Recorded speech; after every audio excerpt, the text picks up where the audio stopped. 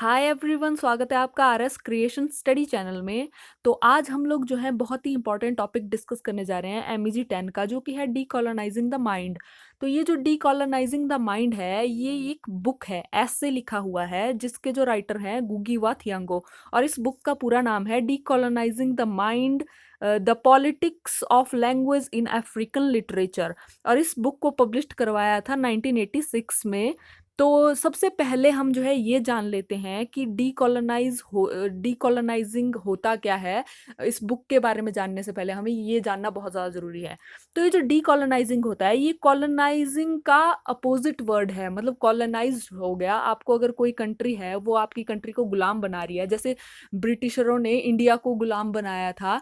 तो हम जो थे ब्रिटिशर के गुलाम थे उस टाइम, तो उसको बोलते हैं कि ब्रिटिशर हमारे मतलब कॉलोनाइजर थे। तो उन लोगों ने हमें गुलाम बनाया था, हम ब्रिटेन की कॉलोनी थी। तो वैसे ही डीकॉलोनाइजिंग होता है एक तरह से। जो ब्रिटिशर ने कॉलोनी बनाई थी जब हम आज़ाद हुए थे, तो उसको बोलते हैं डीकॉलोनाइजिंग करना किसी कंट्री को, मतलब उसको आज़ाद करवाना।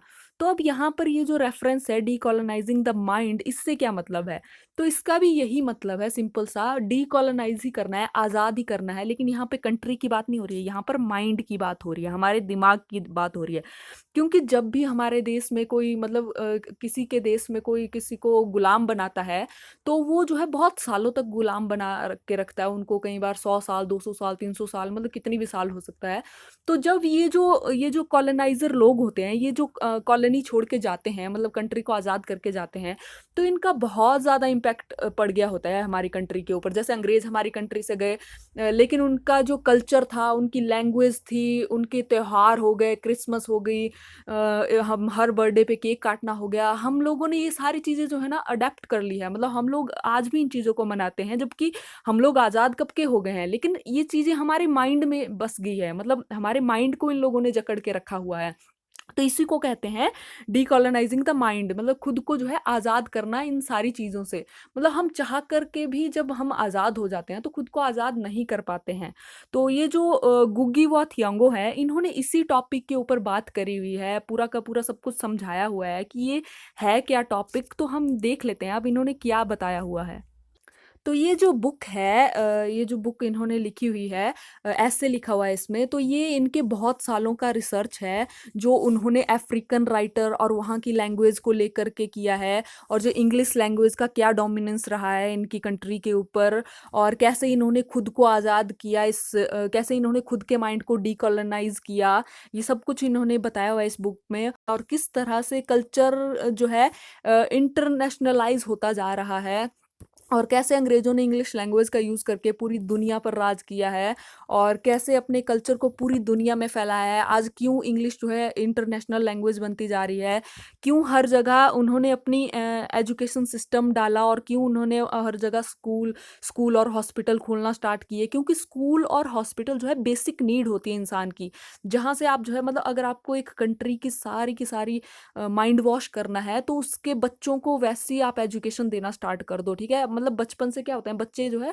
घड़े की तरह होते हैं, जो बन बन रहे होते हैं उस टाइम। तभी तो बोलते हैं कि बचपन में हमें जो मर्जी चाहे वो शेप दे सकते हैं एक बच्चे को, लेकिन जब वो बड़ा हो जाता है तो हम उसे चीज़ें नहीं सिखा सकते हैं जितनी हम उसको जो है बचपन में सिखा सकते हैं। तो इसीलिए उन्होंने सबसे पहले जो है स्कूल और एजुकेशन सिस्टम को अटैक किया। तो इस बुक में गुग्गी जो है, और गुग्गी ने जो है फॉर्मली डिक्लेयर किया है अपना farewell to English language and writing. मतलब इंग्लिश लैंग्वेज में लिखने को जो है फेयरवेल कर दिया है यहाँ पर इस बुक में, जो कि ऑफिशियली डिक्लेयर किया, मतलब लिख के डिक्लेयर किया है। और इन्होंने कहा है कि वो जो है अब के बाद जो है सिर्फ और सिर्फ अपनी जो रीजनल लैंग्वेजेस है ना, उन्हीं में लिखेंगे। और रीजनल लैंग्वेजेस कौन सी है? एक है गिक्यू, और एक है किस्वाहिली। और ये दो लैंग्वेजेस बहुत ज़्यादा इंपॉर्टेंट है। ये जो है कभी कभी नेट में भी इसका क्वेश्चन पूछा जाता है, बहुत जगह इससे क्वेश्चन पूछे जाते हैं कि जो गुगी है उन्होंने कौन सी लैंग्वेजेस में लिखने को कहा था। तो इन्होंने अपनी नेटिव लैंग्वेज, जो रीजनल लैंग्वेज है, उनमें लिखने का फैसला किया था कि वो अब से इन्हीं लैंग्वेज में लिखेंगे। पहले वो इंग्लिश में लिखते थे, लेकिन बाद में उन्हें रियलाइज़ हुआ कि वो भी उस भाषा की गुलामी कर रहे हैं, इंग्लिश की गुलामी कर रहे हैं। तो अपनी लैंग्वेज को जो है और वो जो है अपनी जो रीजनल लैंग्वेजेस हैं उनको कम इम्पोर्टेंस दे रहे हैं, तो बेहतर यही होगा कि पहले वो अपना जो वर्क है उसको ओरिजिनल लैंग्वेज में लिखे, अपनी मातृभाषा में लिखे, बाद में चाहे तो उसको ट्रांसलेट करवा सकते हैं या फिर कर सकते हैं इंटरनेशनल ऑडियंस के लिए, अगर मतलब अगर बुक जो है बहुत ज़्यादा फेमस हो जाती है और लोग उसको पढ़ना चाहते हैं। तो यहाँ पर ये जो गुगी है इन्होंने बताया है कि कैसे जो लैंग्वेज है, कल्चर है और आइडियोलॉजी है, ये तीनों एक दूसरे के साथ जुड़ी हुई है, ये तीनों चीज़ें एक दूसरे के साथ लिंक है, और ये कैसे जो है पूरी कंट्री की जो सोच है उसको चेंज कर सकती है। तो इनके ज़्यादातर जो वर्क होते हैं वो ऐसे ही मुद्दों से डील करते हैं, जैसे डिस्क्रिमिनेशन हो गया ब्लैक वाइट में, मतलब इनके जितने भी वर्क होते हैं, इनके फेमस फेमस वर्क, बहुत सारे फेमस वर्क है, जैसे वीप नॉट चाइल्ड पहला वर्क था इनका, जैसे रिवर बिटवीन हो गया, और इनका बहुत ही फेमस वर्क है एक ग्रेन ऑफ व्हीट, ये तो बहुत ही ज़्यादा फेमस वर्क है, इसके ऊपर मैंने वीडियो बनाई हुई है। और इनका जो है बहुत ज़्यादा कंट्रीब्यूशन रहा है अफ्रीकन लिटरेचर में। तो इन्होंने ये जो ऐसे है इसमें क्या लिखा हुआ है, इसमें केनिया के लोगों की हालत के बारे में बताया हुआ है कि कैसे किस तरह से जो कॉलोनियल एजुकेशन थी, मतलब जो ब्रिटिशर की एजुकेशन सिस्टम था, वो उनके देश के कल्चर, लैंग्वेज और हर चीज़ को लगभग ख़त्म करता जा रहा था, एंड करता जा रहा था, उनके रूट को ख़त्म करता जा रहा था। क्योंकि ब्रिटेन के लोगों का यही तरीका था गुलाम बनाने का, उन्होंने नया तरीका ढूंढा हुआ था कि ताकि जो बाद में लोग हैं वो उनका विरोध ही ना कर सकें। तो ये लोग क्या करते थे, अपना कल्चर और लैंग्वेज गुलाम देशों के ऊपर थोप देते थे, जैसे इंडिया के ऊपर इन्होंने थोपा था 1935 में। मैकॉले मिनट, अगर आपको याद होगा, अगर आपने ये वीडियो नहीं देखी है तो आप मेरी इस वीडियो को देख सकते हैं मैकॉले मिनट की, आपको सारा कुछ समझ में आ जाएगा। और अपने जो कल्चर और लैंग्वेज को है वहाँ के लैंग्वेज से सुपीरियर दिखाते थे, बड़ा दिखाते थे, लोगों के ब्रेन वॉश करना स्टार्ट कर देते थे एक तरीके से, ताकि वो लोग अपने कल्चर को छोटा समझने लगे और उनके कल्चर को बहुत बड़ा समझे, रैशनल समझे, मतलब तर्क वाला समझे, और बहुत ही ज़्यादा ज्ञान वाला समझे, और बहुत ही ज़्यादा एक तरह से ऐसा समझे कि वही सब सुपीरियर है और बाकी सारी लैंग्वेजेस उसके सामने बहुत छोटी है। तो यही होता था कि लोगों के दिमाग को वो लोग गुलाम बनाते थे, और इसी के लिए जो है गुगी ने ये जो ऐसे है इसमें जो है हाईलाइट किया हुआ है गुगी ने, जो मदर टंग है उसकी इम्पोर्टेंस को बताया हुआ है कि वो कितनी ज़्यादा इम्पोर्टेंट है एक बच्चे के लिए और एक बच्चे की ऑल राउंड जो है डेवलपमेंट के लिए। तो गुगी का यहाँ पर मानना है कि जो फॉरेन लैंग्वेज होती है, डायरेक्ट उनको सिखाना बहुत ज़्यादा गलत बात है। मतलब लोगों को, बच्चों को, मतलब पहले जो है उनकी रीजनल लैंग्वेज में सिखाना चाहिए, लेकिन इसके साथ ही जो है अपने देश की भाषा को भी उतनी ही इम्पोर्टेंस देना बहुत ज़्यादा ज़रूरी होता है, क्योंकि ये किसी के लिए भी बहुत ज़्यादा इम्पोर्टेंट होता है। और उसके साथ अगर आप इंग्लिश लैंग्वेज बाद में सीखना चाहें तो आप सीख सकते हैं। गुग्गी जो है लैंग्वेज को बुरा नहीं बोल रहे हैं, तो बट ये कह रहे हैं कि अपनी अपनी मदर टंग को जो है एजुकेशन सिस्टम में डालना बहुत ज़्यादा ज़रूरी है। तो इस चीज़ के ऊपर ये बहुत ज़्यादा जोर दे रहे हैं, और कहते हैं कि हर एक देश का जो है अपना कल्चर होता है, अपनी लैंग्वेज होती है, जिसकी अपनी एक खूबसूरती होती है। और जो है लेकिन जो ब्रिटिशर हैं वो ऐसी बातें जो है हमारे बच्चों के दिमाग में डाल रहे हैं कि वो अपने कल्चर और लैंग्वेज से दूर जा रहे हैं धीरे धीरे करके, और उनके अंदर से जो है देश प्रेम धीरे धीरे ख़त्म हो जाएगा अगर ऐसा ही हालत रही तो। और ये जो गुलामी की भावना है ना, ये मतलब कभी ख़त्म ही नहीं होगी, ये भरी रहेगी, ये बच्चों के अंदर ही रहेगी। और ऐसे जो है ब्रिटिशर उनके देश की नींव को कमज़ोर कर रहे हैं, एक तरीके से उनके देश को खोखला कर रहे हैं। तो ये और यहाँ पर गुगी कहते हैं कि इन्होंने सिर्फ और सिर्फ ये जो ब्रिटिशर है, इन्होंने सिर्फ और सिर्फ नाइजीरिया में ही ये राज नहीं किया है, ब्रिटिशर ने पूरी दुनिया के सब देशों के साथ ये लोग ऐसा ही करते हैं। मतलब इनका लोगों को गुलाम बनाने का, देश को गुलाम बनाने का यही तरीका है। ये देशों के लोगों को जो है अपने जाल में फंसा देते हैं और उन्हें जो है अपने कल्चर और अपने लैंग्वेज और अपने रूट्स से दूर ले जाते हैं। और ऐसा इन्होंने केनिया के लोगों के साथ भी किया, और इनके साथ भी हो रहा है।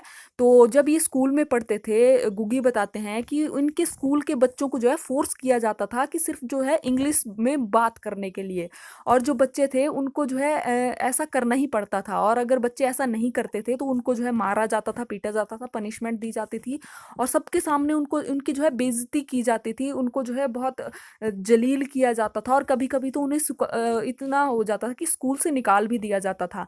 तो ऐसे जो है ब्रिटिशर जो थे बच्चों के मन में जो है ऐसी चीज़ें डाल रहे थे कि जो इंग्लिश लैंग्वेज है वो सबसे अच्छी लैंग्वेज है और ऐसे बच्चों के दिमाग में जो है नेगेटिव असर पड़ रहा था इस चीज़ का अपने कल्चर और लैंग्वेज को लेकर के। तो वो लोग जो है ऐसा सोच रहे थे कि जो उनका कल्चर है, उनकी लैंग्वेज है वो छोटा है और वो जो है मतलब अपने कल्चर को जो है और वो जो ब्रिटिशर का कल्चर है, जो इंग्लिश है, उनके कल्चर को जो है बड़ा समझने लग जाते थे कि ये इनकी जो लैंग्वेज है वो बहुत ज़्यादा है। तो यहीं पर जो है गुलामी की भावना उनके दिमाग में जो है ना फिक्स्ड हो जाती थी। तो इस तरह से जो ये जो अफ्रीका के यूथ के मन में, अफ्रीका के लोगों के मन में जो है गुलामी भर रहे थे और जब जो है दिमाग ही गुलाम हो जाएगा ना, जब किसी के दिमाग में गुलामी भर जाएगी तो हम यहाँ पर कुछ नहीं कर सकते हैं। अगर हम करना भी चाहे तब भी हम जो है लोगों के दिमाग मतलब दिमाग के अंदर क्या भरा है उसको तो हम चेंज नहीं कर सकते हैं ना।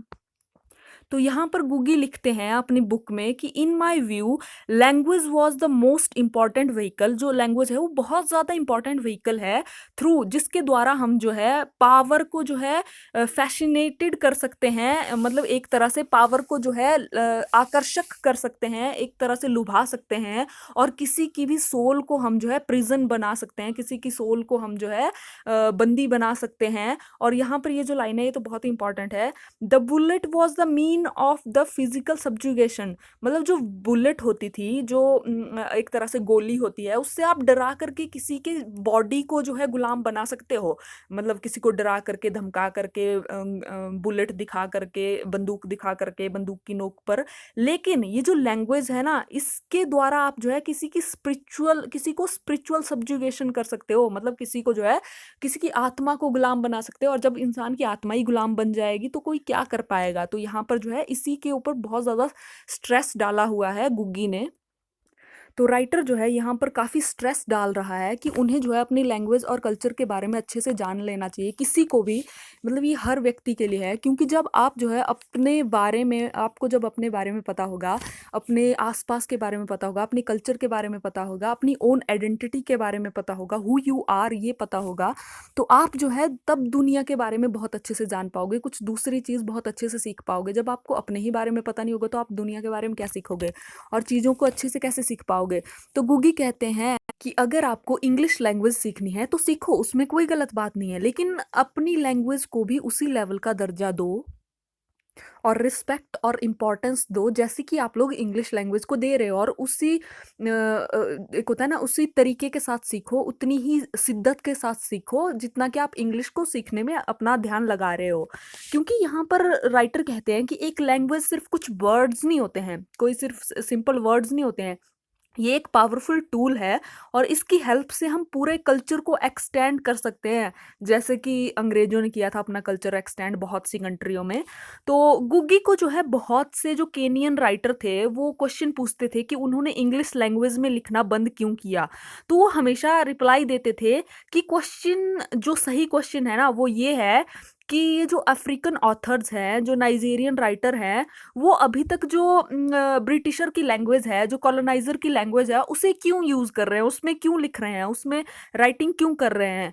तो गुगी कहते थे कि जो सारे अफ्रीकन राइटर हैं जो इंग्लिश में लिख रहे हैं वो जो है कंट्रीब्यूशन दे रहे हैं मेन स्ट्रीम इंग्लिश लिटरेचर को, जबकि वो लोग जो है रीजनल लैंग्वेज में लिख करके अफ्रीकन लिटरेचर में जो है अपना कंट्रीब्यूशन दे सकते हैं और यहाँ की कल्चर और लैंग्वेज को जो है फिर से रिवाइव कर सकते हैं, फिर से जिंदा कर सकते हैं और उन्हें जो है उन्हें और रीडर को जो है अपने कल्चर और लैंग्वेज के और ज़्यादा क्लोज ला सकते हैं और ज़्यादा नज़दीक आ सकते हैं अपने कल्चर के।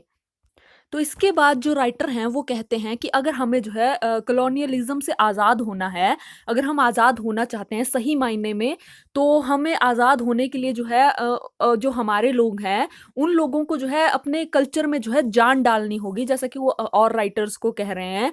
और जो है इन ब्रिटिशर ने सिर्फ जो है सिर्फ कंट्री को इफेक्ट नहीं किया है, ये जो लैंग्वेज से इन्होंने जो है पूरे हमारे पूरे के पूरे कल्चर, लैंग्वेज और लोगों के इवन माइंड तक को इफेक्ट कर दिया है, एक तरह से वॉश कर दिया है। तो इसीलिए राइटर यहाँ पर कह रहा है कि अगर हम सही मायने में आज़ाद होना चाहते हैं और अपने देश को भी आज़ाद कराना चाहते हैं, तो अपने कंट्री को आज़ाद करने से पहले हमें जो है अपने माइंड को आज़ाद करवाना बहुत ज़्यादा ज़रूरी है, अपने दिमाग को आज़ाद करवाना सबसे ज़्यादा इंपॉर्टेंट है। और ये सोचना पड़ेगा कि हम जो है आज़ाद ही पैदा हुए हैं, हमारी सोच में ये डालना पड़ेगा, हमारे बच्चों की सोच में ये डालना पड़ेगा, और हमारे ऊपर जो है कोई भी राज नहीं कर सकता है, क्योंकि हर चीज़ जो है ना माइंड के ऊपर डिपेंड करती है। वो कहते हैं ना कि मन के हारे हार और मन के जीते जीत। तो गुग्गी भी यहाँ पर वही कुछ कह रहे हैं कि जो हम जो हम सोचते हैं ना वही हम कर पाते हैं। तो जो हमारी थिंकिंग होती है ना वही हम सोच पाएँगे और वही हम कर पाएँगे ज़िंदगी में। अगर हम सोचेंगे हम आज़ाद हैं तो हम आज़ाद हो पाएँगे। लेकिन अगर हम ऐसा सोचेंगे हम आज़ाद हैं ही नहीं तो हम कभी आज़ाद हो ही नहीं पाएँगे। तो यहाँ पर जो है राइटर का मानना यही है। और हम आज़ाद कैसे हो सकते हैं? अपने कल्चर के साथ जुड़ करके और अपना जो नेटिव कल्चर है, अपनी जो नेटिव लैंग्वेज है उसके साथ जुड़ करके हम जो है अपने कल्चर के साथ जुड़ सकते हैं और आज़ाद हो सकते हैं। तो वो जो है ये जो इंग्लिश लैंग्वेज की हेजिमोनी थी इसको जो थे रिमूव करना चाहते थे, और इसीलिए इन्होंने ये बुक लिखी, जो कि इनका बहुत ही ज़्यादा फेमस एस्से है और बहुत ही ज़्यादा फेमस बुक है। तो आई होप आपको ये बुक जो है समझ में आई होगी, इसकी समरी। अगर समझ में आई होगी तो प्लीज़ मेरे चैनल को लाइक, शेयर और सब्सक्राइब ज़रूर कीजिए, और मिलते हैं ऐसी किसी नेक्स्ट वीडियो में। तब तक के लिए अपना ध्यान रखिए। Bye bye.